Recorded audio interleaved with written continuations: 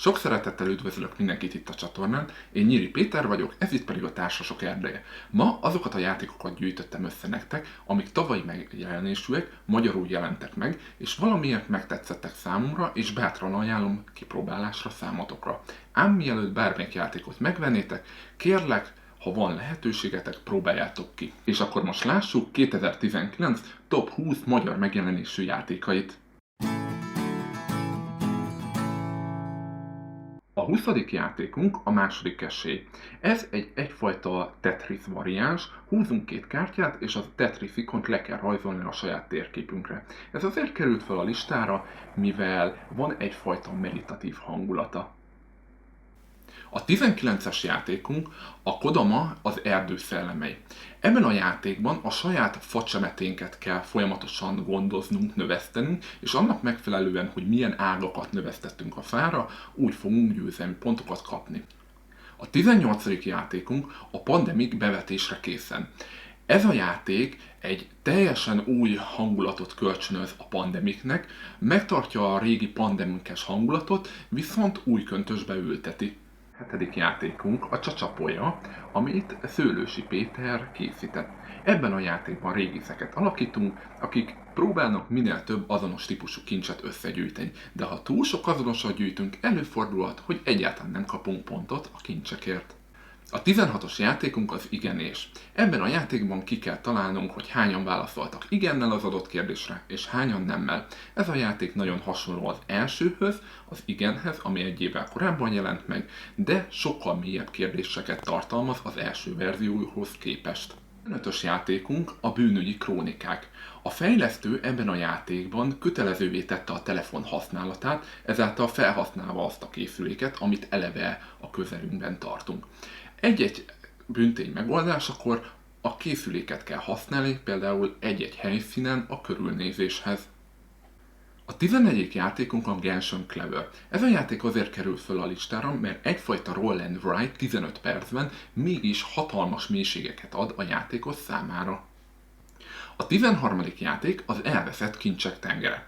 Ebben a játékban kalózokat alakítunk, akik próbálnak minél több kincset összeharácsolni, egyfajta push your luck típusú játék, valamikor az ellenféltől veszünk el kincset, valamikor a sajátunkat kell beadni. Egy biztos, a nevetés garantált. A 13. játékunk a Century új világ. Ez a Century sorozat harmadik játéka, ez az előző játékokhoz képest a munkás lehelyezést adta hozzá a játékmenethez.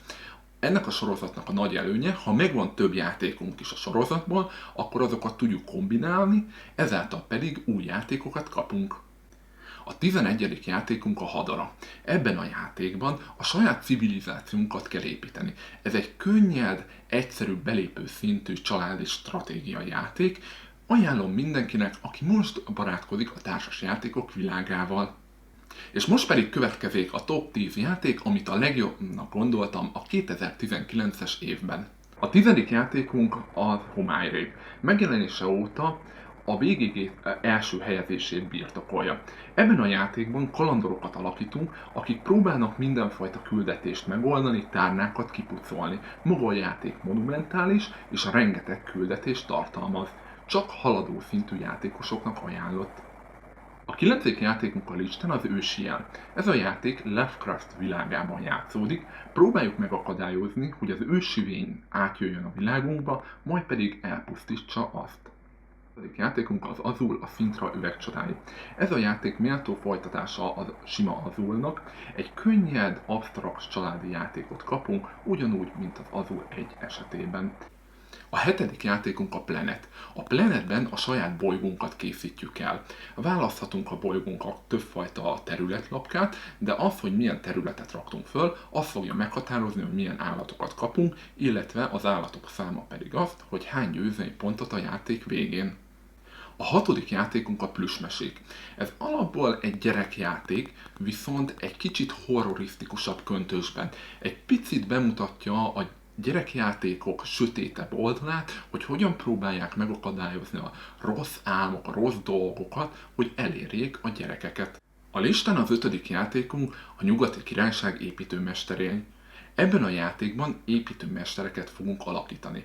A nyersanyagok begyűjtése után, melyeket lehet a különböző nyersanyaghelyekről vagy a fekete piacról begyűjteni, próbálunk minél több épületet építeni, vagy éppen a katedrálist. A negyedik játékunk a Nyugati Királyság lovagjai. Ez az építőmesterek egy hosszabb, vágatlanabb verziója, sokkal mélyebb, bonyolultabb játékélményt kapunk, viszont a játék idő az jelentősen megnövekedhet. És most következzen a top 3 magyar megjelenésű játék. A harmadik játékunk az Everdell. Az Everdell egy erdőben játszódik, gyönyörű a grafikája, valamint az alkatrészek minősége is egyszerűen kiváló, nem beszélve arról a kártyahúzó fáról, ami a játéktér közepén van. Az Everdellben különböző állatkártyákat, illetve épületkártyákat rakunk le a saját városunkba, egyfajta tablóépítés mechanika segítségével. A második játékunk a Szellemek szigete. Ebben a játékban a játékosok szellemeket fognak alakítani, akik próbálják megvédeni a szigetet a különböző telepesek ellen. A játékban segítségünkre lesznek az őslakosok, akikkel felvesszük a versenyt a betolakodók ellen. Az őslakosok, illetve a szellemek faalkatrészekkel lesznek jelölve, míg a betolakodó telepesek műanyag alkatrészekkel, ezáltal is jelölve, hogy tönkre teszik a szigetet. És a tavalyi év legjobb játéka számomra az nem más, mint a Fesztáv. A Fesztávban különböző madárkártyákat helyezünk le a saját játékos táblánkra. A játékos alkatrészek, mint például a tojások nagyon adják a hangulatot, vagy például a madáretetős dobótorony. A játék grafikája nagyon jó, illetve a játék egy könnyedebb játékmenetet biztosít a játékosok számára.